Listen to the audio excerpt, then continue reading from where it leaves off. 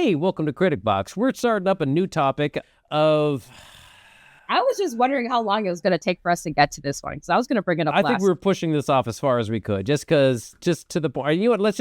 I'm going to tell you what we're going to talk about, and then we'll go into it. We're talking about the Justin Baldoni, Blake Lively situation that has erupted after the movie It Ends With Us came out. And I am going to tell you, first and foremost, I can't care any less about this. I really don't care.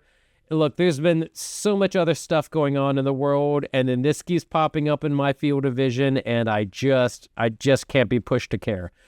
Basically, from my understanding is, It Ends With Us came out in, was it last summer or is autumn, something like that?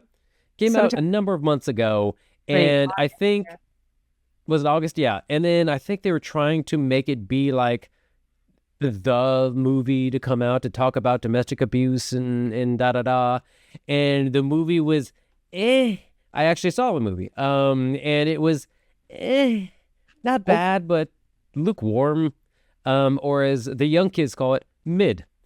And it just didn't do as well. And then suddenly out of nowhere afterwards, a whole bunch of controversial publicity came out. Blake Lively saying accusations that Baldoni was being abusive on set and everything. And we were like, wait, wasn't that the premise of the movie? Oh, no, he himself was being abusive, or sexually advancing or making it a terror for Blake Lively. And then Baldoni came out and was like, no, none of that happened. And then Blake is like, yeah, huh? And then Baldoni's like, there's video footage. I have video footage proving that none of this happened. And then you were actually the bad one on set. And then lawsuits are getting thrown around. Ryan Reynolds is getting brought in because Ryan Reynolds is Blake Lively's husband. And at this current junction, Blake Lively and Ryan Reynolds do not look good because the evidence is stacked against them compared to Jason Baldoni, who is like, yo, I'm just an up-and-coming actor, was also the director. Why would I tank my own film by making it weird advances against Blake Lively when Blake Lively had literally nothing to lose and it sounded like she wanted to start up a big PA controversy, and it's backfiring hard. And that's where we are. And again, I couldn't care less one way or the other. Okay, so there are lawyers and there are social media journalists and investigative reports all over TikTok about this topic. And yes, I've been keeping along because when Blake Lively first dropped her complaint, I was like, oh wow, well, if Justin Baldoni did do all that to an actress while she's on set, I mean, that is definitely, it's wrong. It's wrong. It's it's a work, and you shouldn't treat your employees like that or create an environment where they don't feel safe, especially when you're being as vulnerable as you're being as an actor sometimes. However, this is just messy as hell. And the fact is, this is nowhere close. Where we're at right now, currently, with the status of this case and the fact that Justin Baldoni's lawyer just created a website and dropped all of Blake Lively's communications with Justin Baldoni on this website so the public can read it for themselves. This is just the beginning of what public is going to do to Blake Lively. I'm not even saying her career, because her career could probably bounce back. A couple of good lunches with some executive producers, you're fine. Her and Ryan are worth $1 billion, $1 billion plus. They can do what the hell they want. Especially when your husband's Ryan Reynolds. After this blows over, they'll be fine after a couple of years. However, the beginning, the messiness has just begun. And it's just really horrible because I just didn't understand why Blake Lively, coming off of being Blake Lively, whatever that means to people. But hot off of being Blake Lively. In some circles, being Blake Lively means a lot to people. Okay? It's aspirational.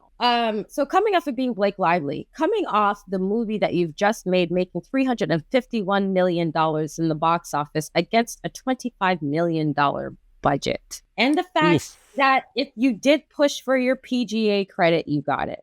If you did want to write, you got it. If you did want the final say in post, you got it.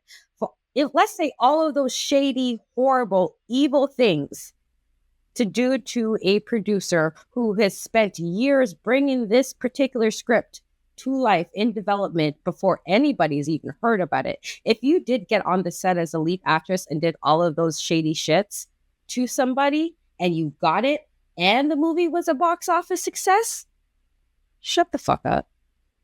Why are you filing a complaint? What is there to complain about? What is the problem? What? Why? You won. You What won. do you You're have done. Shut up. Take the box office success, use it Yeah. as clout for your next movie. Say, you know what? I stole this man's movie. Stole is a little harsh, but I took over certain aspects of this man's movie that he spent years of his life on. And this is what I did. Let me add this to my resume. Not only am I an actor, I could be a director. I could be a producer. I could be a writer. Whatever. Just give me the chance. You literally got everything that you wanted to get, including the wardrobe. Why file this complaint? What were you going to gain? What was the purpose here? Anyway, Candace Owens has already told her to stop this. Okay, Candace Owens told her last month to stop. Like, she literally just told her straight up, girl. Well, then that's a done deal. Well, Candace said it, then it's got to be done, right? No, but when Candace said it, I was just like, well, if she was sexually harassed on the set, then she has the right to try to rectify that situation. But as more and more of this comes out, I mean, this is not even about fact anymore, whether he did what she's claiming that he did in the employment claim, or whether there was an attempt to make her look bad in the media, or whatever he's saying, where she actually took over editing, the intimacy coordinator thing, barred him from the premiere of the film. This is not even about the facts of what they've done to each other while making this. This is just about the public opinion and the interpretation of what they're saying happened. And right now, Blake Lively and Ryan Reynolds are getting slaughtered. And I hope it stops soon, because the further this goes, it could cause some serious and real damage to their credibility, their reputation, and their careers. And that would suck, because they got 4 kids to feed. I think those kids are going to be fed really, very well. They're worth $1 billion+. They're $250 million to feed each of those kids. I think they're going to be fine.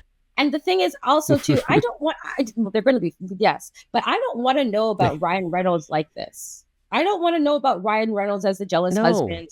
I don't want to see him as an insecure man. I don't want to see him as an asshole Hollywood exec. Y'all are telling me shit about Ryan Reynolds. I don't want to know. I don't want to know the dark side of Ryan Reynolds. I don't need the dark side of Ryan. I'm sure he has one. I think Martha Stewart said he has one, and I don't want to hear about it.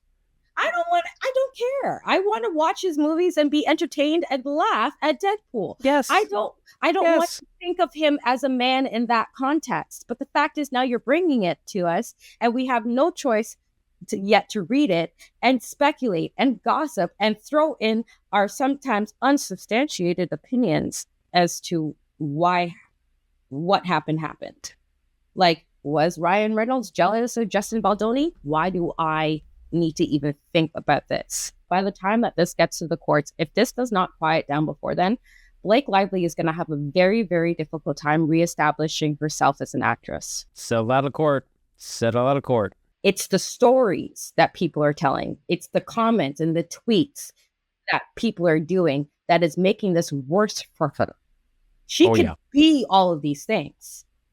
Yeah. But if they don't know about it, then it's not that bad.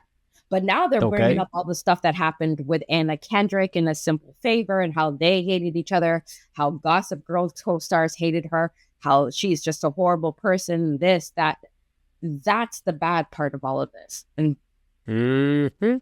whether whatever anybody is saying is true or not, it's going to have an effect on her. It wasn't necessary to have this effect on her, and she may not be able Nobody asked for any of this. She may not be able to bounce back from the slander. So if she's saying that Justin Baldoni's team was setting her up for some bullshit back in the day, she just set herself up 100 times worse. And I think the real tragedy out of all of this, the real victim, is Jenny Slate, because she did a fantastic performance in a dramatic role. She's a comedian. I love her. She's hilarious, and she got to do really good performance in a drama. And this movie's getting drugged through the dirt, and Jenny Slate ain't getting her credits. And I want to give credits to Jenny Slate, because I think you did wonderful in that film. Why do you think the movie is mid? It just seemed like it was just very oven mitts handling of a very difficult situation that is domestic abuse. And in the movie, it was like a subtext, and then it became, oh my God, I realized this whole time I was actually being abused, and he was making excuses and everything. Anyways, we're going to have a lively discussion, pun intended, and we're going to get over this, and I'm still going to have this baby, and I'm going to end the trauma. But you can still be in our lives, but at a distance. It just had a real soft Hallmark feel and vibe ending to it. And it just seemed like, Like, yes. It just, at no point was I like, riding a emotional roller coaster. It was more just, And that was kind of my vibe throughout the whole thing of like, it wasn't a bad movie, not a bad movie. It just didn't didn't hit. It didn't hit the notes that I feel like needed to be hit because it's a very serious issue, and I'm glad that there was a movie that was talking about it, but it also didn't talk about it in the movie at the same time. Yeah, I mean, I've seen TikTok reviews that actually said that exact same thing, and cool. You have to wonder if that's because we're getting Blake's version of the movie, and if we would be saying the same thing if we got Justin's version. The director's cut. Release the Snyder cut of It Ends With Us. But the thing is, if the public perception of this whole saga is accurate, then the way that man got railroaded. I think he's suing for tens of millions of dollars just because he knows he's not going to be working for a while because his name's getting drugged through this. I'm like, again, came up through the soap opera ring. Like, he had everything to lose. He put it all in this movie. And then, bam, getting drugged through all of this. Like, again, he had everything to lose. Right. And Blake had nothing to lose with this movie. She got everything. She, in fact, already had won everything. Settle out of court, and we're all going to forget about this in 3 months. Done. That's all you got to do. Their marriage. I am praying for their marriage, and I'm praying for their children. And I'm praying for her and Taylor Swift's relationship. Right. Sweet Tay. Thank you for watching this entire clip, by the way, and our opinions on this. Go outside, take a handful of birdseed, and just toss it into some grass. Because it's wintertime and the birds are hungry, and that's literally anything else you can do with your life to benefit society. That's going to do more than putting 2 more cents towards this messy topic that none of us need, none of us asked for. We're all, if this went away, I wouldn't notice. They need a new Amber Heard and Johnny Depp's, and here we have it. Have fun. Hard to top that hilarity. There was nothing but hilarity through that whole thing. Okay, we didn't need it, but it was a fun ride. Access Hollywood and TMZ. You now have purpose. Welcome back. Okay, so that's it. That's gonna be our take for Critic Box. My name's Jared. This is Andrea. We love to talk about TV and film and gossip and things we should care about and things we shouldn't care about. That's what we are. Let us know, and thank you for joining us. We're finally hit that 1,000 threshold subscriber. We really appreciate it. If you're new, please hit that subscribe button. We will not spam you with anything. It'll literally a click for you, but a huge deal for us because it means we can do more and more. And we thank you for joining us.